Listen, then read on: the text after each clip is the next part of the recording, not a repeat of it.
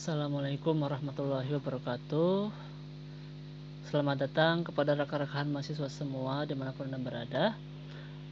Ya, tidak terasa kita sudah sampai pada minggu ke-7, yaitu pada sesi ke-7 ini kita akan membahas atau belajar tentang pendanaan jangka panjang. Tentunya pendanaan jangka panjang yang terkait oleh perusahaan ya. Nah, pada sesi ke-7 ini rekan-rekan semua akan mengakses dua modul yang dapat rekan-rekan semua akses melalui situs Universitas Terbuka, yaitu pada pustaka.ut.ac.id modul 7 dan 8. Jadi pada sesi ini rekan-rekan semua akan mengakses atau akan belajar dua modul ya, modul 7 dan modul 8. Yang pertama, modul 7 itu rekan-rekan akan belajar tentang konsep leverage atau pengungkit, struktur modal, dan serta initial public offering. Ya.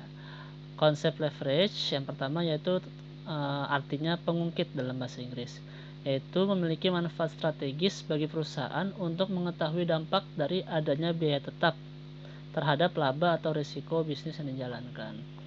Maksudnya itu adalah di sini biaya tetap dijadikan sebagai pengungkit atau sebagai acuan apakah perusahaan itu bisa mendapatkan laba yang besar atau justru mendapatkan risiko kerugian dari biaya tetap itu yang akan dijadikan sebagai leverage atau pengungkit.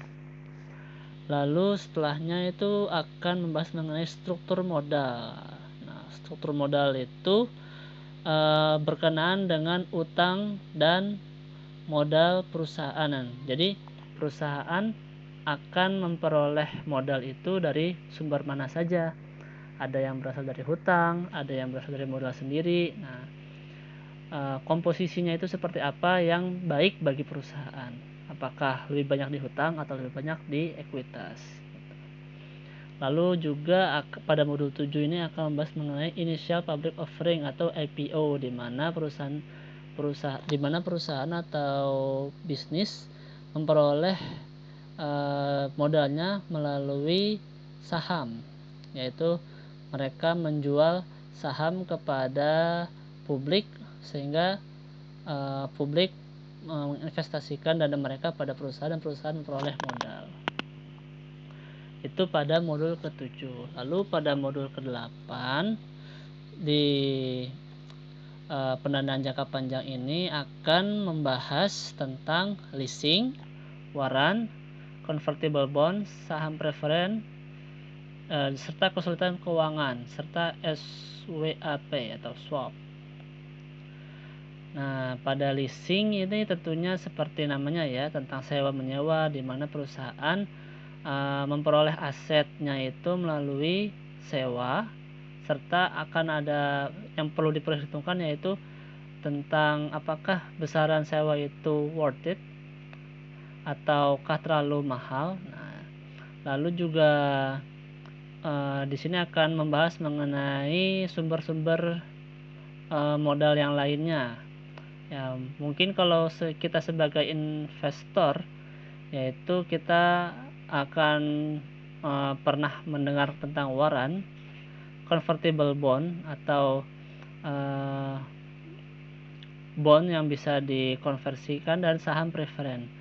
Dan itu semua perusahaan-perusahaan bisa memperoleh pendanaan modal dari sana, dari jenis-jenis produk investasi tersebut.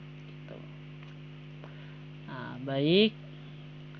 Lalu capaian pembelajaran pada sesi ini yaitu rekan-rekan semua diharapkan mampu untuk memahami konsep leverage dan pengaruhnya terhadap return dan risiko perusahaan, konsep struktur modal dan nilai perusahaan, IPO, modal dasar dan modal disetor, serta konsep lain dalam pendanaan jangka panjang. Dan juga pada sesi ini jangan lupa rekan-rekan semua akan mengerjakan tugas ketiga ya. Tugas yang ketiga ini akan dimulai pada hari Minggu 17 November dan berakhir pada hari Minggu pula, yaitu tanggal 1 Desember.